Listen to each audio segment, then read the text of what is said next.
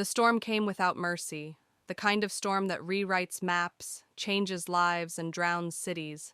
When the rain began, no one took it seriously. People joked about the storm of the century, the way they always do. But within 24 hours, the city of Riverton, Louisiana, was no longer a city. It was an ocean. Homes vanished under black water. Cars floated like toys. Streetlights flickered until they disappeared into darkness. By dawn, the Mississippi had swallowed everything. Disasters don't ask permission, they just take. Jack Mercer learned that the hard way.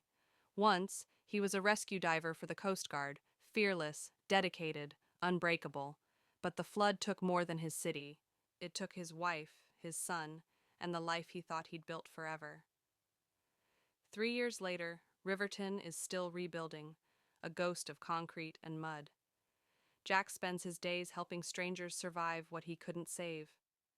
Beneath his calm surface, guilt drags at him like an anchor he can't cut loose. Then the past comes roaring back. The new mayor announces a massive rebuild project called Rebirth Riverton, a multi-billion-dollar plan to turn the drowned ruins into a shining new metropolis. It sounds like hope, until whispers begin that the flood wasn't just nature's fury. Rumors say a private corporation sabotaged the levees to redirect water and profit from the aftermath. Jack ignores the gossip until he finds a rusted USB drive buried under a collapsed bridge. On it are blueprints, demolition schedules, and detonator logs. The flood wasn't an accident, it was engineered.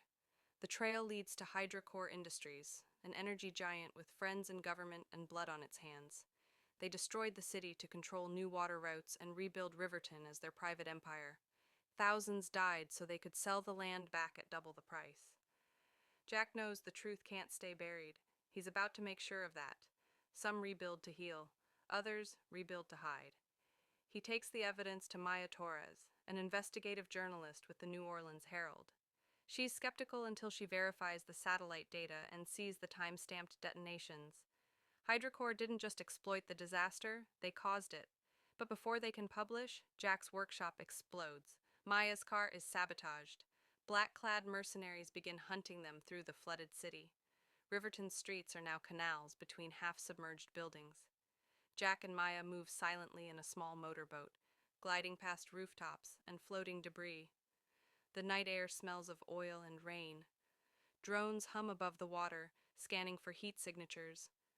Maya whispers that they're not trying to rebuild the city, they're trying to erase it. Jack grips his pistol and answers quietly, "Not on my watch." They find shelter in an old fire station, one of the few buildings still standing. Inside, dust coats the photographs of firefighters who once saved lives. Jack stares at a faded picture of his wife, Sarah, who worked there before the flood. For the first time in years, he lets the pain hit. She used to say the water would take what we built, but not who we are. He never understood that until now. Night falls. HydroCore's men close in. Gunfire shatters the windows. Jack and Maya dive into the flooded basement and swim through a submerged tunnel, their flashlights slicing through murky water. Above them, bullets ripple the surface. They emerge into the abandoned subway system, half flooded and echoing with the groan of metal. On the tunnel wall, graffiti glows under the flashlight. The city remembers. They follow the tunnels to an underground control room where the original levee systems were once monitored. Screens flicker weakly, and cables snake through ankle-deep water. In the corner, a server still blinks green. Someone is still controlling the floodgates. Jack connects the USB, pulling up files and live access logs. Maya starts recording. A voice crackles through an overhead speaker. "You should have stayed drowned, Mercer." Vincent Cole, HydroCore's security chief, ex-military, calm as stone, the man who planned the sabotage. Now he's coming for them himself. Jack copies every file he can, but Vincent triggers the floodgates remotely. Water roars through the tunnels like a beast.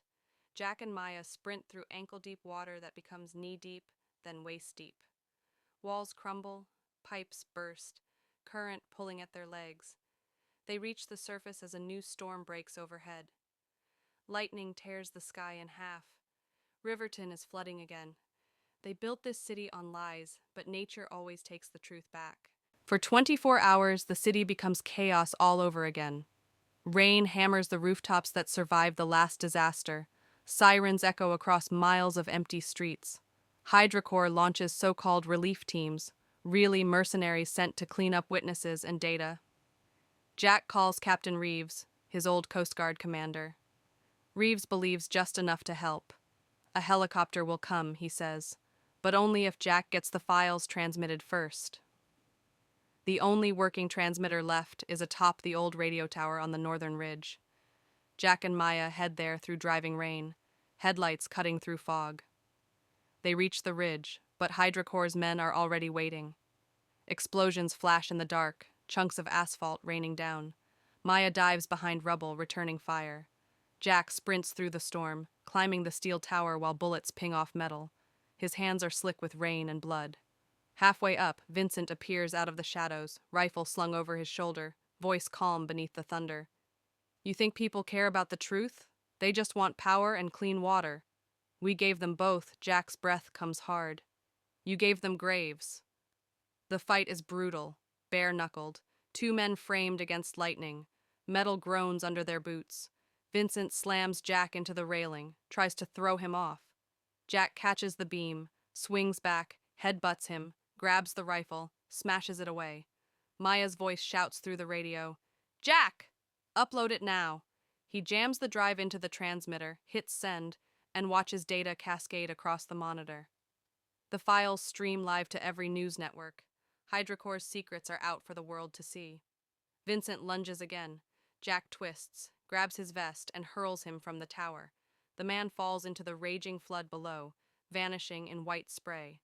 The storm howls, but for the first time, Jack doesn't flinch. The flood took everything from me, but this time I took something back. When morning comes, helicopters sweep over the ruins. Rescue crews land on rooftops. Reporters broadcast HydroCorps' downfall. Federal agents arrest executives in glass offices far from the mud they created.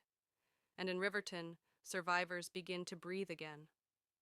Maya films everything.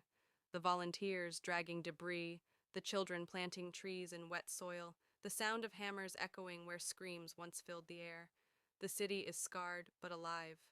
Jack stands at the water's edge, watching the sunlight spark across the waves. A little boy runs up with a wooden toy boat and asks if he can help float it. Jack kneels beside him and sets it gently on the water. Together they watch it sail away. Maybe rebuilding isn't about bricks and steel. Maybe it's about learning to live with the water and not letting it drown who we are. Weeks pass. Riverton starts to thrive again. Investigations. Maya's documentary, After Flood That Was Bad, across national television. Jack is offered a new role, head of emergency response for the city's rebuilding task force. He accepts, not for redemption, but for purpose.